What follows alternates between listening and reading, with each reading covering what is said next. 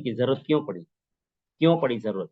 आजादी के लगभग 76 साल हो गया, यहाँ 75 मैंने लिखा है, लेकिन 76 साल के बाद भी देश के 80% लोग आज भी कर्जों में जी रहे हैं।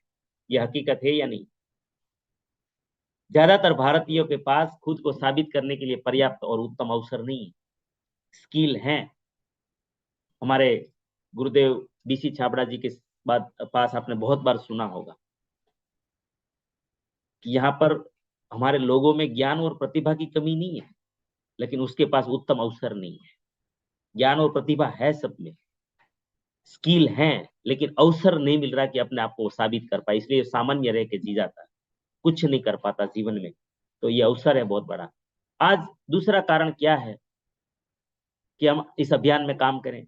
Education, jewellery, petrol, diesel, machinery, वाहन व्यवहार, जीवन व्यवहार, हॉस्पिटल, जीवन जरूरी सामग्री वगैरह इतना महंगा हो चुका है कि आज महंगाई के सामने आमदनी बहुत छोटी रह गई है। आज घर में महिलाओं को काम करने की नौबत आ गई, बच्चों को भी अपना काम करने की नौबत आ गई।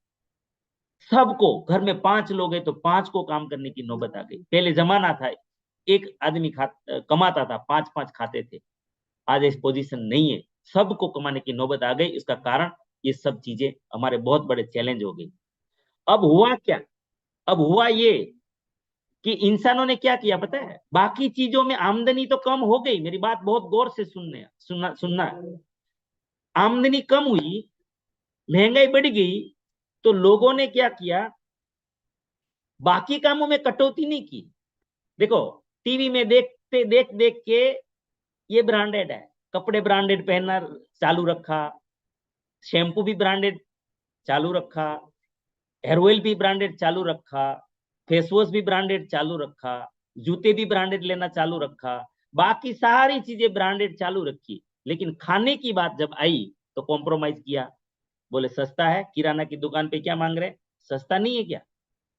बाकी सब ब्रांडेड, अंदर डालने वाली चीज, जिसके कारण मेरी सारी चीजें अच्छी दिखने वाली हैं संसार में, उसमें अंदर डालने वाली चीजों को क्या कर दिया लोगों ने?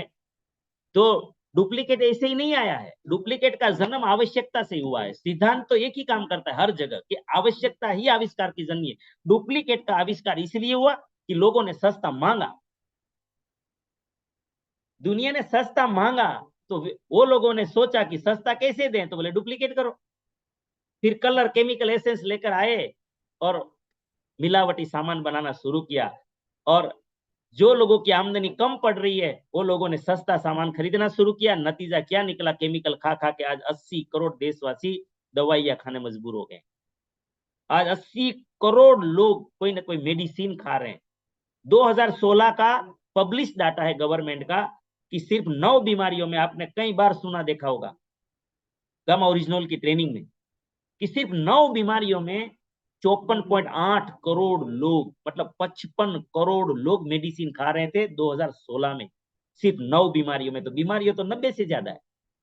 अगर ये उसका कारण जो सबसे बड़ा है तो मिलावट है। फिर रिजल्ट क्या निकला? आज घर घर में कर्जा, बीमारी, लाचारी, टेंशन, झगड़े, अशांति। समाधान बताइए? चलो मैं सोचने का वक्त देता हूं। ये सारी चीजों से कोई समाधान है हमारे पास क्या? सोच लीजिए। सिंपल बात है, यही जवाब आएगा नहीं है। मैं आपको सिंपल लॉजिकल बात बताता हूं। अगर समाधान होता तो ये हालत ही नहीं होती।